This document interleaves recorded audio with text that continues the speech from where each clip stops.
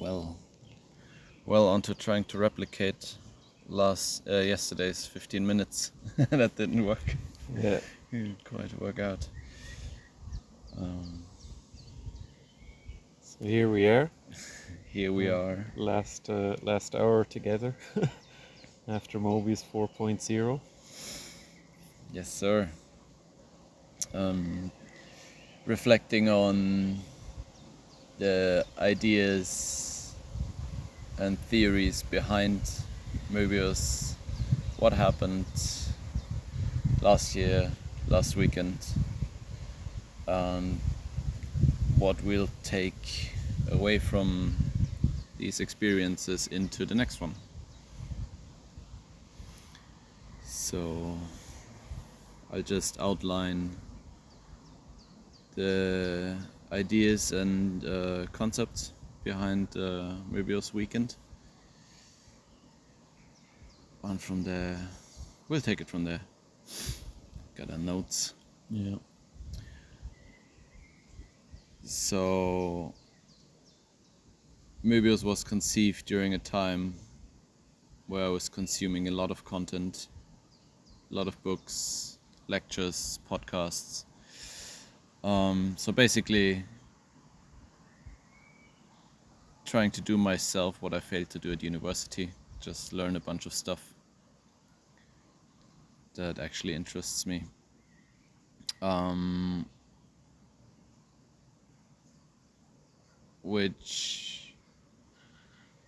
of this happened before and during the pandemic hit. And what happened during the pandemic was it became blatantly obvious how bad most people are at making sense of the world. Like, conspiracy thinking went through the roof. It's still there. It's still up there. Maybe not as loud. I mean, the American dialogue is a bit more vicious and more present than the European dialogue. I feel like even our thinking is very American-centered. Yeah. So all the cult-like thinking around Donald Trump, it was an excellent example for how people just fail to actually look at what's going on and let themselves be guided by what they want to be true and what they feel is true. And oftentimes our emotions fail at actually helping us to make sense of the world, because, well, most of all, we live in a complex world, and complexity brings a boatload of uncertainty with it. So actual sense making, in my understanding, and I think I'm right here, is more about dealing with uncertainty than absolutes, and sort of navigating your way through, well, heuristics, empirical evidence, and possibly moral philosophy.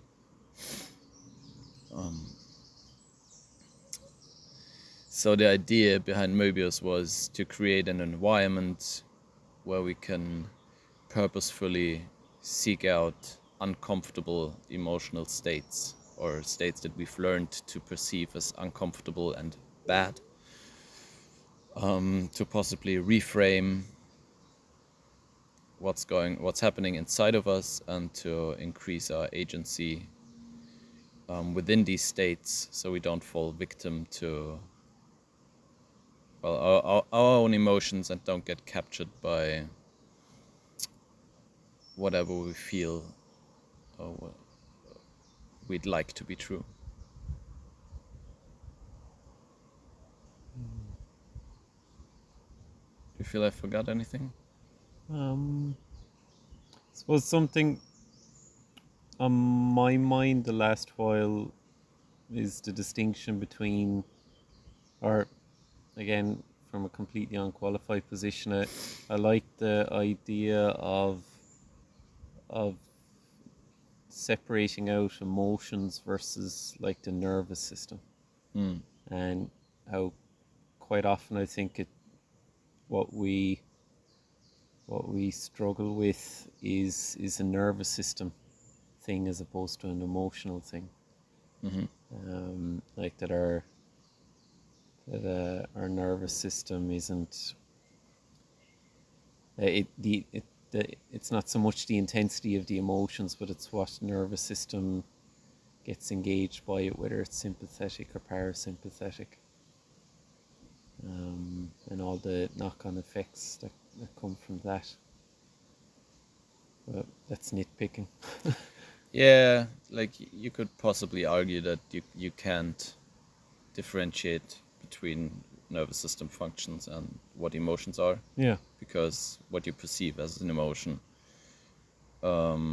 contains nervous system activity. yeah, But it's still true that we need to we need to learn to regulate our nervous yeah, system activity, which is a much more immediate reaction than what our gut is doing, for example. yeah, yeah,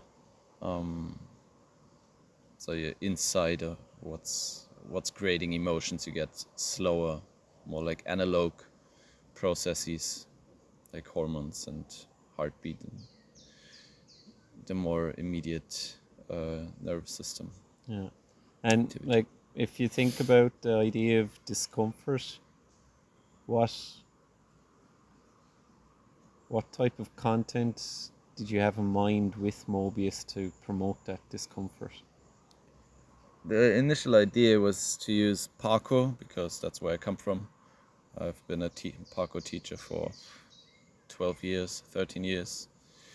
But instead of teaching movements as I used to do, the idea was to use the parkour lens to seek out intense emotional states. In parkour, you get this challenge, this very unique type of challenge where you look at something, possibly a jump, or could be a movement as well. Doing inverting backwards is scary as fuck for most people. Inverting in general for me. Inverting in general, but going backwards opens up, because if you go frontwards, you see what's going on to a degree, but if Yeah. you go backwards, it feels like literally jumping into a black hole. Anyway, so it could be a jump or a climb or whatever you find out there, and you get a sense, you get an intuition that there's something there, like, I want to do this, I feel like I can do this, and then you start actually looking at it, and all of a sudden you're shaking, you're like, you start tensing up. So if you want to complete the challenge, you can't stay in that state, you need to regulate in a way. And somatically, so for what's going on in the body, a state like that isn't that much different from what's going on when someone says something that goes against your ideology. Like if you're a conspiracy theorists, or you shouldn't say conspiracy theory theorists, because you're not actually theorizing. you And just fantasist. you just soak up stuff that someone else came up with and adopted as a worldview.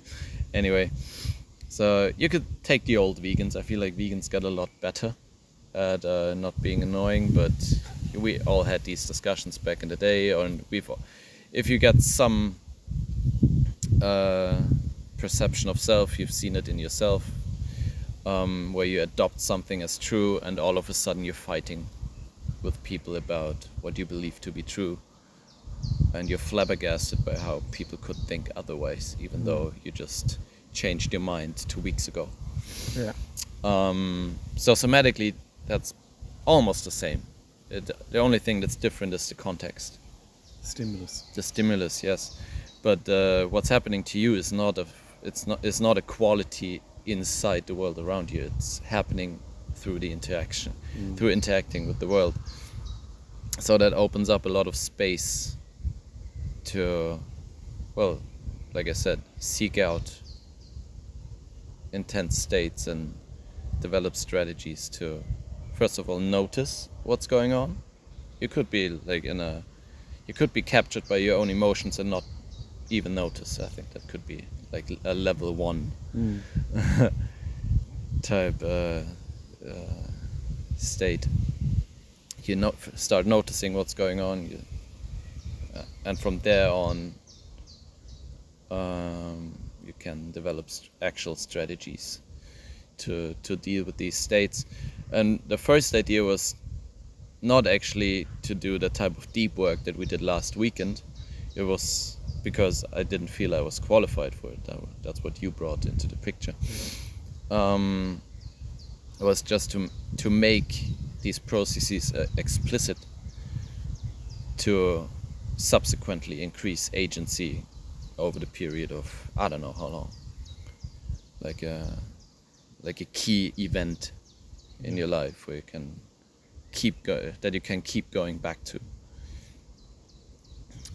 So that would have been the parkour feature.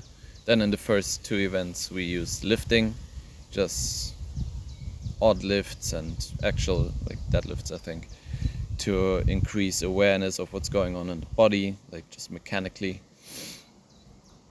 And then we had play fighting, which is still there in a more refined way. Call it roughhousing now. To do many things, but most important of all, to foster and cultivate connection through many quite plain mechanics, I would say. Like if you have physical contact with someone, you will bond much more quickly than if you just talk about stuff. Then the act of trusting, like I trust you with my safety, but I also take responsibility for your safety. So that's what's going on when we're play fighting. So we're using play fighting as a way of getting a couple of strangers, like you get a group of 10 to 15 strangers in a place. They didn't get the chance to get an actual conversation in, and then you just let them fight for 2 hours, and afterwards you feel like you're surrounded by friends. Something I've had a similar process to you, that I see great value in martial arts and meditation and qigong practices for finding wisdom and finding better ways to exposing to discomfort and finding better ways of handling discomfort. But similar to you, I found most people aren't interested in learning martial arts. Yeah. So I've put a lot of time and effort into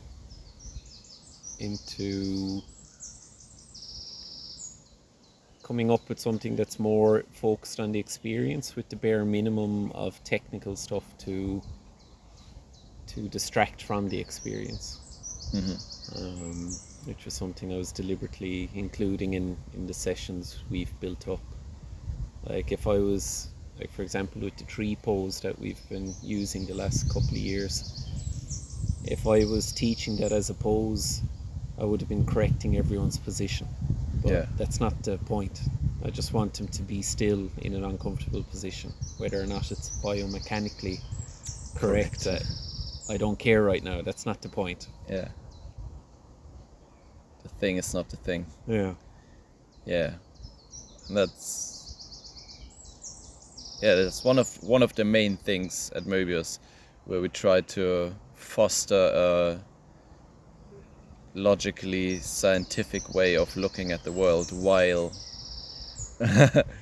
nothing what we do actually fits that framework, because we're only using movements and other practices to cultivate a mind. Yeah.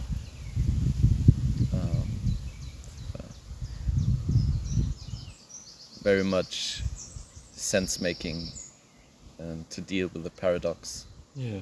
Like that. Sense generating for sense making. I like that. Hashtag.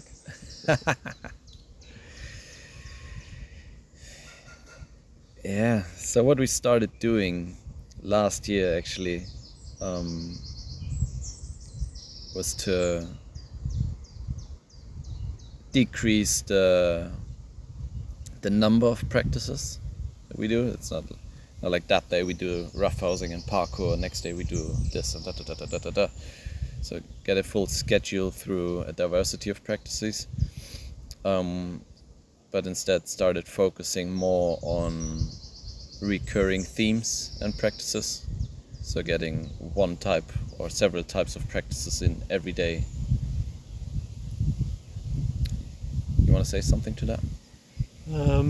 Yeah, I found most of the people don't necessarily have a depth of experience with, for example, meditation. So I found it really valuable to constantly remind or re-expose people to the same thing.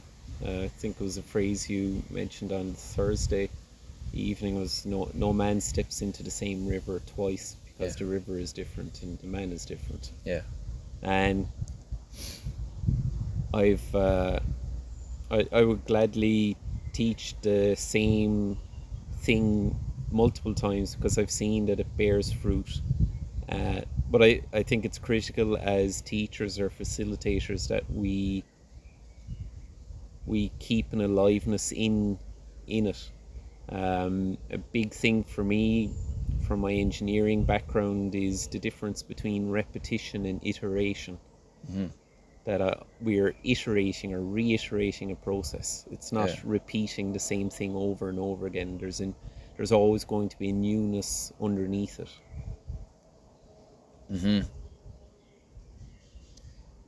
Yeah. So what we did with the standing, for example, Thursday night I did a 3-pose session that was meant to be really uncomfortable. It was uncomfortable for me. I've never held a 3-pose that long, but I got to look at the time and just say like, all right, it's been 7 minutes. I guess we could do 3 more. But the others, they had no idea how long I was going to make them suffer. I just told them they're not allowed to put their hands down. But I also told them that they will find that they can just keep them up. Yeah. Like no matter how bad it feels. And one of the guys mentioned how angry he got because of that. Yeah. Like angry at you.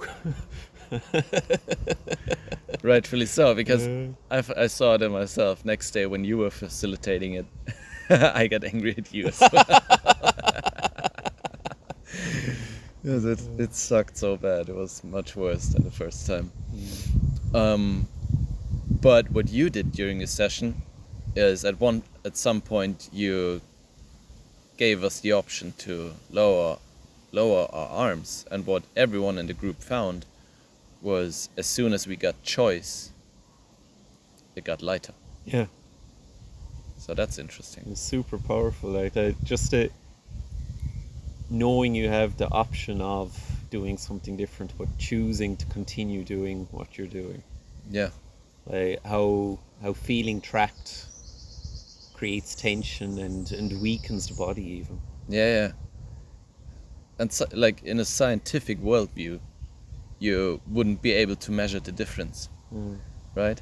Because you're just standing,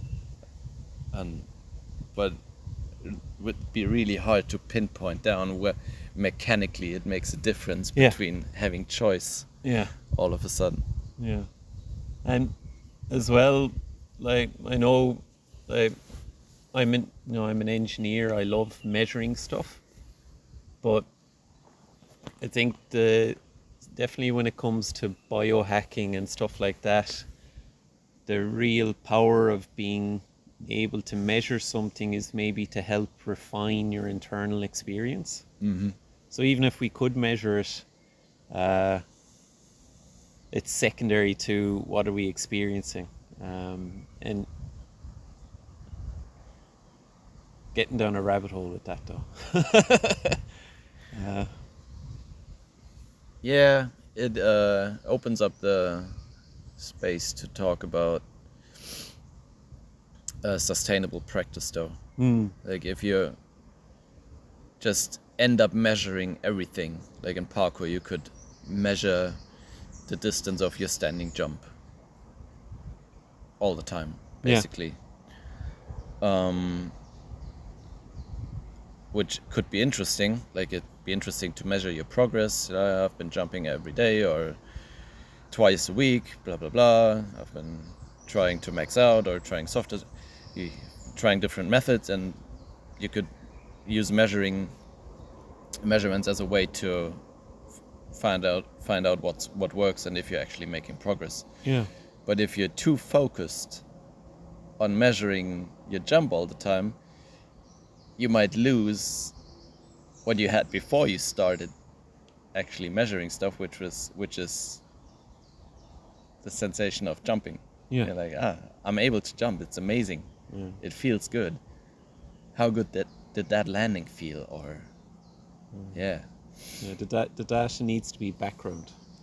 exactly. So the data could well be a practice that starts using you instead of you using it. Yeah, like since the start of the year as a little standing project for myself, I want to build up to. I want to see what happens if I have a standing pose that I can do for 60 minutes or more. So I am logging my time, but I don't look at my time while I'm practicing, and I just throw it away into a spreadsheet. But it's there as it can be interesting sometimes, just the internal perception of the passage of time or the internal difficulty of the pose, how that varies from moment to moment or day to day. And sometimes I do feel an attachment to the data, but that's also what I have to work with. Yeah, as long as you notice it happening, I think you're good. So that's the recurring sessions. Bullet point number 3 of I don't know how many. One of the things that came up in the first Moebius, if I think about the parkour session, it was my big moment with it was climbing like, I don't know, what would you call it, climbing a wall basically. Well, you did climb a wall, yeah. It was like an urban boulder. Yeah.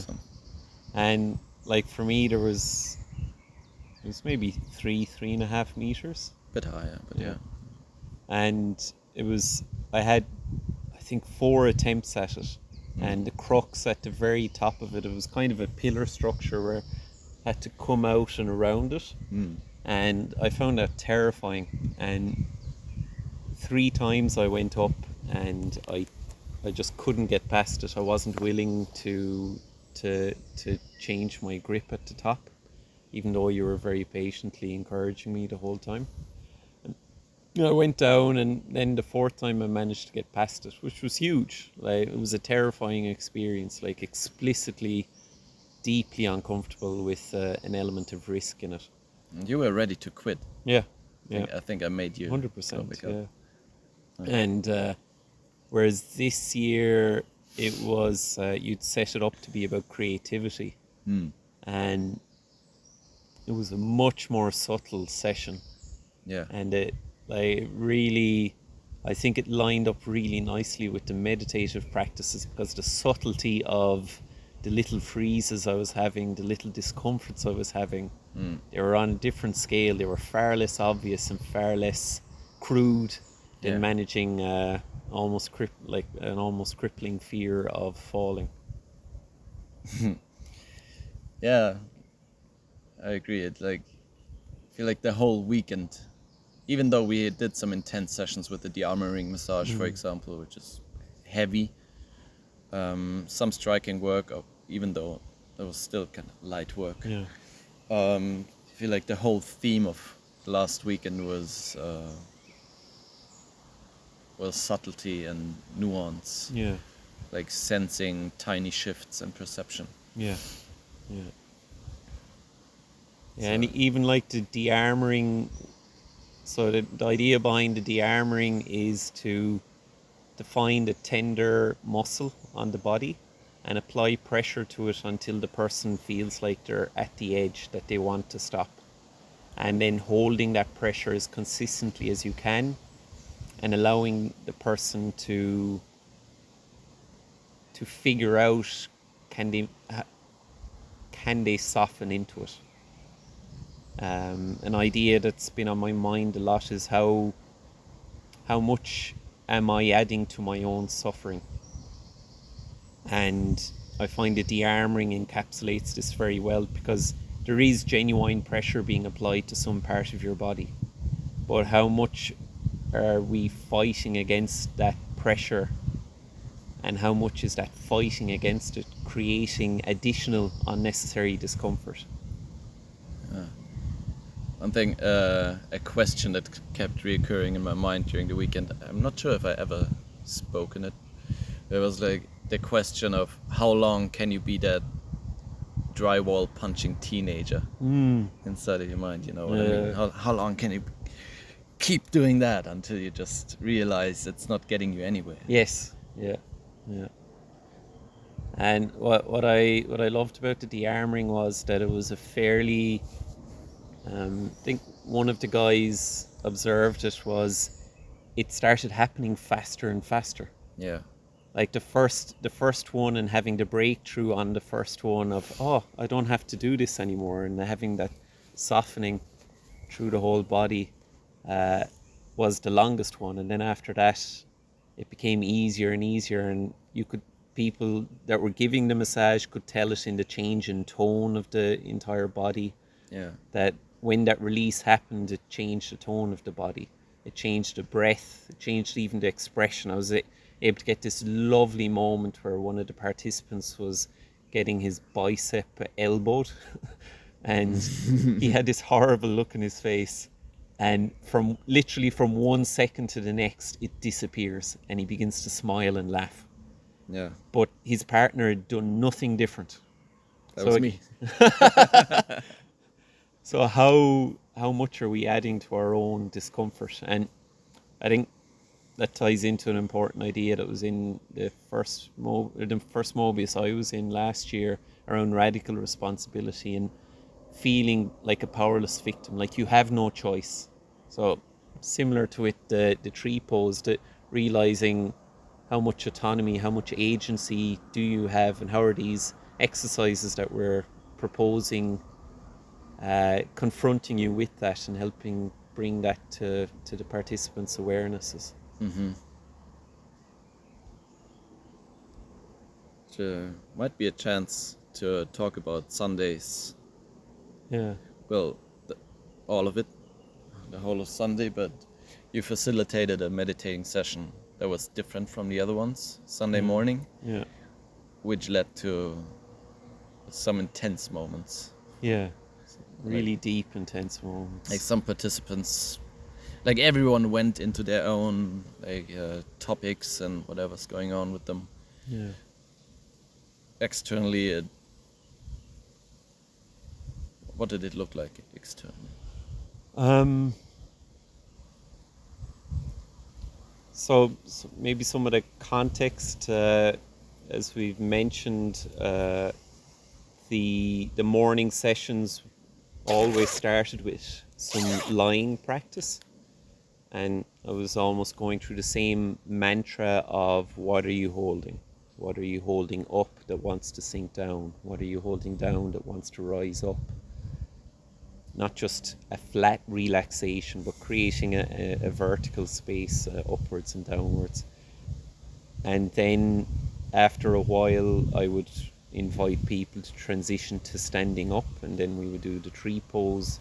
And then after that, we might do de-armoring or some roughhousing. But the settling process in the lying and then kind of resettling as standing were really key elements that we'd done each of the mornings. And then on the Sunday morning, I opened it up and I said, you can choose when you've lied down enough.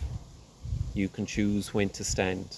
You can choose your whole process about transitioning, and seeing it, it was very powerful to see. It was fascinating seeing the different tempos people were working at. One of the guys spent almost, we were doing it for an hour and a half, and one of the guys spent almost the entire time lying down, and it was almost like he was dead. He moved every now and again, but there was flies on his face, on his closed eyelids, and he was not reacting to them. Like, it was amazing to see.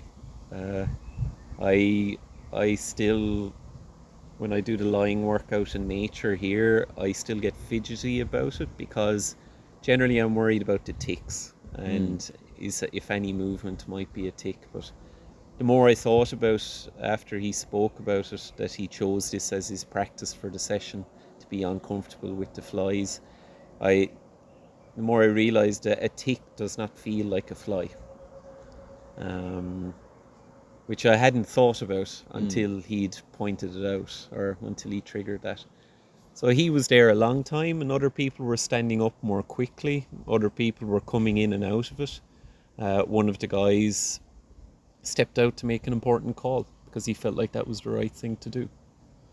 And so we had a lot of variety, but there was a real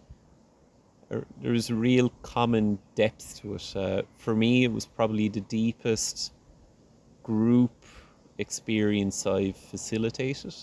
There was times during the session where I was close to tears, without any clear reason. It was just a load of people lying down on the ground, but there was something in the air that had me close to tears. And afterwards, then some interesting things came up about, like, these very subtle connections that we'd managed to build up over the whole weekend, using the roughhousing, using the repetition of the meditation to allow it to go deeper and deeper. And I'm really proud of what we achieved, because you cannot go to this depth without a sense of trust and safety of all the people around you, as well as the facilitators. And I think this was really emphasized by two of the participants being fairly close to each other physically on the ground. And they one of them, before the other began to cry, they shared that they felt like taking their hand as support. So, and to bear in mind, these people are lying down with their eyes closed, and this came up as a sensation for him just before the other person started to cry. Like, that's... Measure me this. Yeah. And that doesn't come by chance. Like, you know, these two people had never met each other before this weekend. Yeah. And to get to that point was, I think, was a real sign of something being done right by us. Yeah, for sure. Do you want to talk about the theory sessions? I was thinking about the unveiling of structure. Go for it. Like well, you said it on Sunday night. Yeah. Or maybe it was Monday. Some people might think there's no or little structure to the weekend, which isn't true at all. Yeah. It's just we're not telling everyone what the structure is. Yeah. Like, there's no timetable. There's a 11 a.m. we're doing that, and that. We're giving like a quick overview in the morning. Like, we're going to do this and that and da. We're going to leave away what doesn't end up fitting. Yeah. But that's the plan for today. There's like a fixed time to start. There's a rough estimate, like a rough time for the first meal after morning practice. And aside from that, we're taking it as it comes, but there definitely is a plan. Yeah. And so the effect that we're getting through that is a sort of unveiling. You called it almost dreamlike. Yeah. It's almost kind of like this mystical process Yeah, that things are happening. which probably plays in to what you were just laying out, of like creating an environment that facilitates, well, trust and other processes. Yeah. Yeah. I think the other thing I was thinking about in terms of the structure, we didn't do it last time, but we were much better about it this time, was you set up like a color system that when we're looking at the timetable structure, that we had intense sessions, we had moderate sessions and light sessions planned out through the weekend, and it was just a very simple color coding so that we were mindful of peaks and troughs, that we weren't overwhelming or we weren't creating Yeah, a risk of something that was unsafe, like that having that margin between something being uncomfortable and being too much. yeah. So only having one really intense session a day, and many light sessions, some intermediates, or leaving leeway for going harder, obviously. But Yeah. yeah, so the theory sessions fit well in. Like that's something I was really struggling with during the first two events.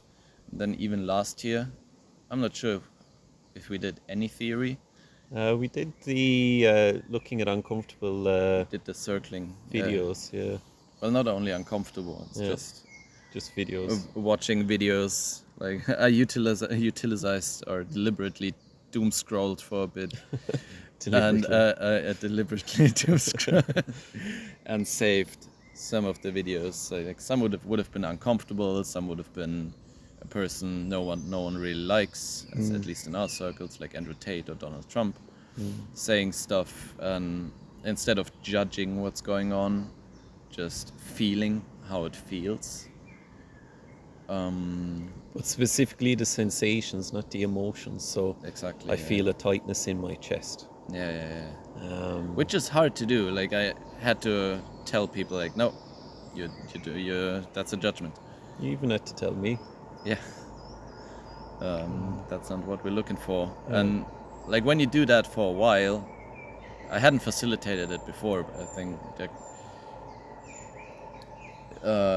there's definitely some more learning in that space. But I think if you do that enough, you start noticing that most stuff feels the same, Yeah. which is which can be a powerful experience to realize that you're not that different from someone you're actively dehumanizing because they have a different opinion. Yeah, which I think it's a really important idea. I saw it a lot in COVID.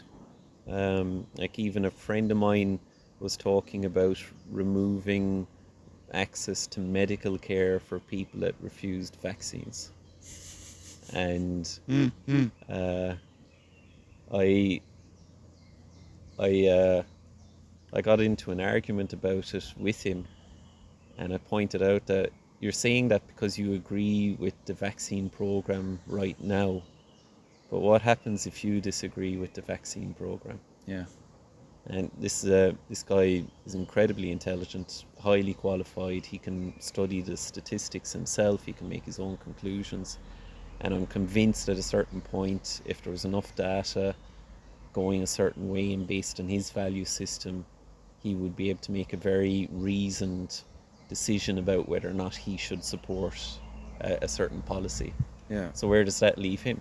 So I just found it like even highly educated people were dehumanizing people, and also like in the time of Trump, that was probably the biggest learning for me about dehumanizing people.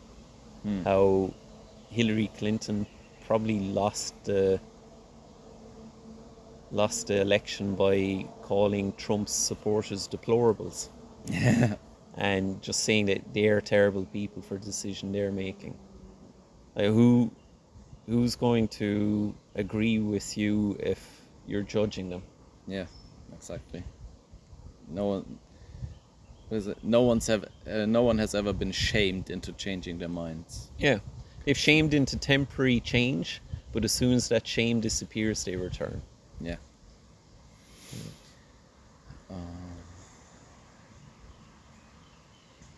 So with this time round, there was steel manning, and That was interesting. yeah, It worked really well, Yeah. actually.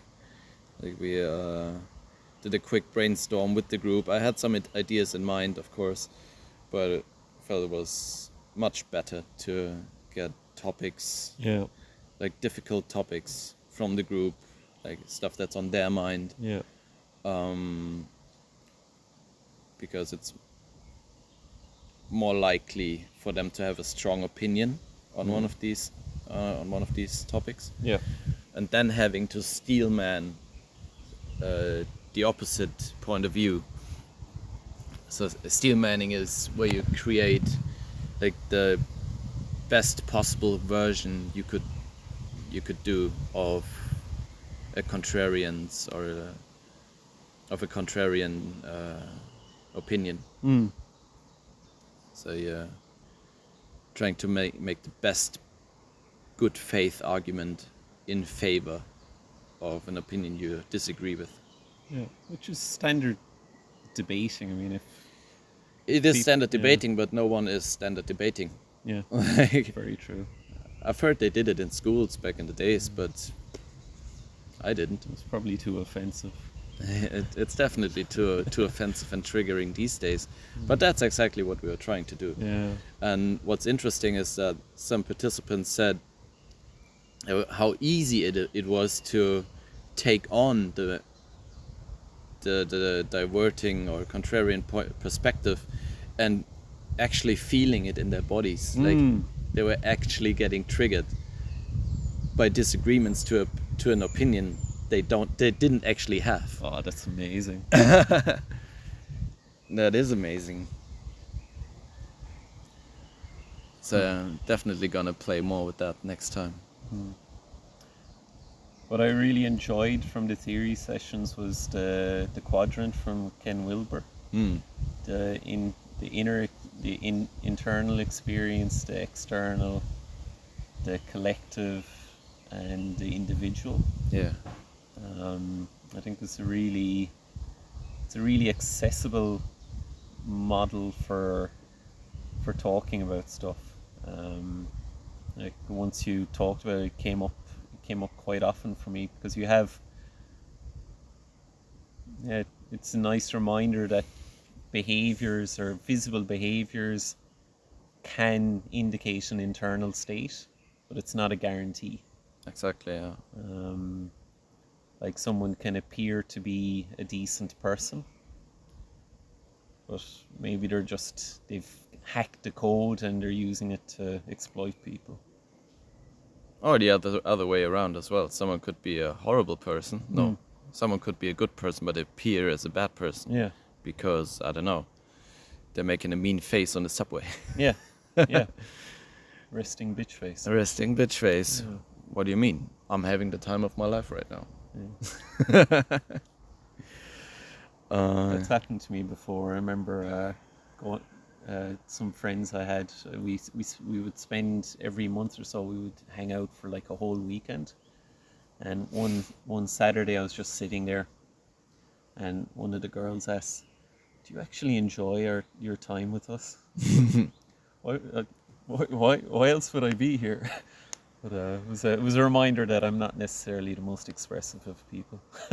Yeah, it happened to me in past relationships as well, I think. Like you might say it's a naive position to, like, when someone asks you, like, I don't know, do you actually love me, or do you actually enjoy spending time with me? I'm like, what do you mean? I'm here. It doesn't make any sense, but apparently, like, or obviously, in hindsight, human connection isn't that easy. Yeah. Because we all filter everything through our own experience, our own trauma. So yeah. Yeah, my solution was just whenever I would think of it, to say, "I'm enjoying this," or to laugh. Like Yeah. remember to laugh. So anyway, I think the 4 quadrants, they're definitely not a perfect model. We know the map is not the territory. Yeah. Models are just different lenses to look at the world. Yeah. But it definitely offers deep reflection on, well, environments and individuals in an environment. Yeah. On questions on what environments we want to create for ourselves and others to facilitate learning and development. You also get the developmental psychology in there, which works in models, in stage models, which isn't optimal because development doesn't happen in clean stages. And it also invites a sort of hierarchical type of thinking. We talked about that, how integral theory by Ken Wilber himself got captured by cult-like and hierarchical thinking by thinkers that came after Wilber. But development is not a homogenic. Is that the right word? No. Development isn't equal. You know what I mean?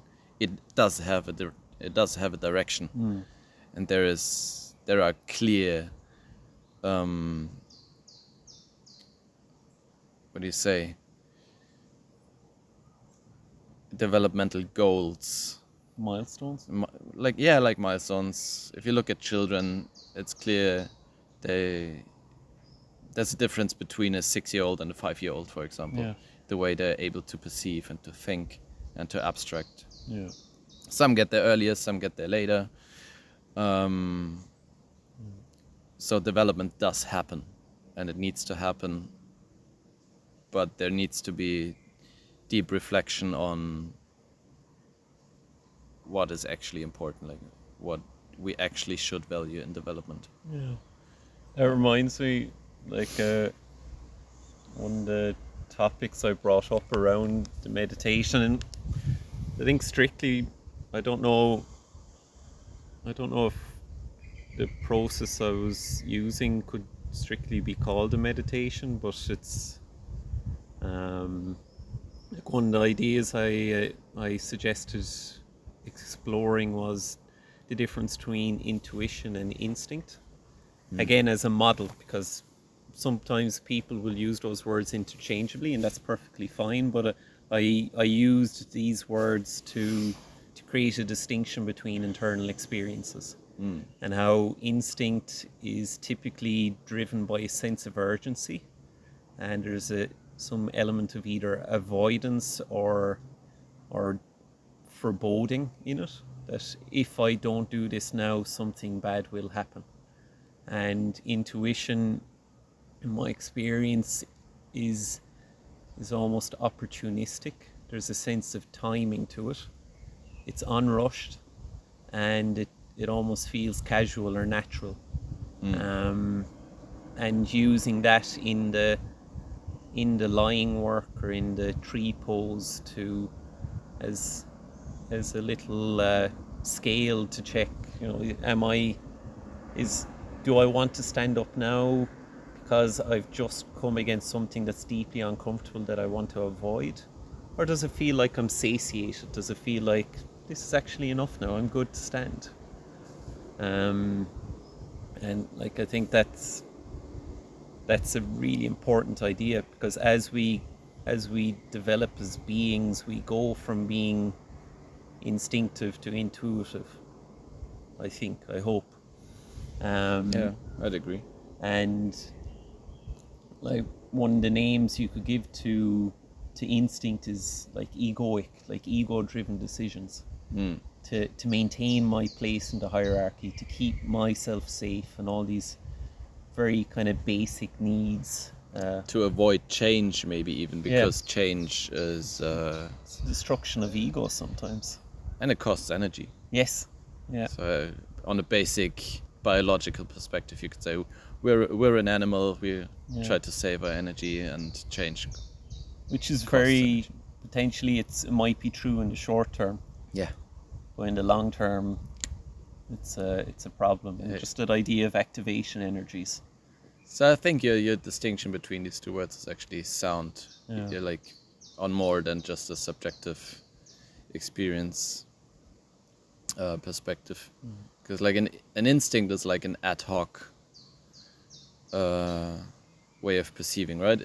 If I'm in tree pose, Yeah. I have an instinct to take my arms down because it It sucks. hurts. Yeah. But I do have an intuition that if I keep doing it anyway, there might be something to discover. Yeah. Yeah. And like I was talking to one of the participants after we finished up around the role of ego, and I think I've probably glossed over it. I hope I wasn't judgmental of ego because it serves a function. It's like a chrysalis. Over time, in the beginning, as a child, as your brain forms and everything, having an identity, having an ego is fundamental. You're not going to suddenly wake up enlightened and there is no me, there is no spoon. And actively ignoring or trying to behave as if your ego doesn't exist, it can be a problem. It can lead to like a kind of spiritual burnout, like you're denying that the ego still is firmly rooted. Literal psychosis, Yeah. which is fairly common in meditative circles. Like people that get sort of addicted to meditating, Yeah. and all of a sudden everything disintegrates. But without any, the analogy I used was if you were doing a bouldering problem, you're not going to switch grips until you're sure that the next grip can support you. Yeah. And ego and whatever follows ego is like that. And that's why I like what you're calling out about kind of developmental processes being very fuzzy. That you will find over time you rely less and less on your ego, and it feels quite natural to leave it behind, as opposed to I must give up my ego. There's a line in Community, which I love. It's a Dan Harmon TV show, and former American high school football star is sitting down beside a jaded guy played by Joel McHale, and he's going, "Should I get rid of my Letterman jersey because I want to show them that it doesn't matter to me anymore, or should I keep wearing it to show that I don't care about their opinion?" And he goes, "It doesn't matter either way. It's about them. It's not about you." And I fear that's a problem with how we approach ego. And I really believe it's more of a developmental thing, that it'll pass. And the more you worry about it, the greater a problem it can become. Yeah, for sure. One thing about ego I've heard many years ago is that the only way to get rid of ego is to strengthen it. Like, because you can't think of others if you yourself are unsafe. You know what I mean? Yeah. Same way people start caring about the environment once they are successful or rich enough to not think about themselves all the time. Yeah. But then strengthening it doesn't mean to strengthen your boundaries and your belief systems all the time. It also means to be able to let go of stuff, because you've been able to look at it more clearly. I suppose that idea of like Taleb's anti-fragility. Yeah. It's not about having a robust ego, because even robust things can break, but having something that's... Yeah, exactly. And that's what we're trying to, well, maybe kickstart even with an event like Möbius. Yeah. Where we bring in some models, some ways of thinking, some practices, and even if you only take away like one or two pieces, like that you actively remember and are able to integrate in your life, you'll be better for it. Yeah, which again is kind of why we're both big fans of simplifying what we covered. Yeah. So there weren't a lot of things covered. There were things repeated, and just increase the odds of what we think is important being taken away. Yeah, and emptiness is form is emptiness. It's not actually important what we're doing, it's how we're doing it and what pathways of thinking it opens up. Yeah, yeah. And it kind of brings me thinking about what's next. Like, I think one of the things I've noticed time and time again is retreats are magical things. They're really powerful experiences, and it's very easy for people to be addicted to retreats. Oh yeah, because it's this escape from reality. You're retreating from reality, and it's a high potential space. It really gives you an insight into how could you be different, how could your life be different. But then on Monday morning you've got a bus to catch and you're going back to life, back to work. where some people have a vested interest in you not changing. Yeah, So you're going from a high compliance, highly encouraging space to at minimum a non-encouraging, non-compliant space to a high, even aggressively highly resistant space. yeah, And it's still the part where I'm trying to figure out how, in as much as it's feasible for us, how can we help afterwards. yeah, And like, I think if one of the things I want to work on more in the next version of Moebius is preparing the exit, and just talking about what did you learn, and having some space to maybe pin down some simple sustainable habits, like using the SMART method, specific, measurable, accessible. realistic and timed. Yeah, Something like that. Maybe, again, not the data's in the background, but it can help to pin down stuff like that. yeah, Yeah. yeah. For me, I have no idea what we're going to try to do next. I feel like I look at this sort of stuff like the way I'm used to teaching parkour. Just I've never prepared a single session I coached in my whole life. Even the trainer trainings, the coach certifications, like you never know what kind of group you're being presented with.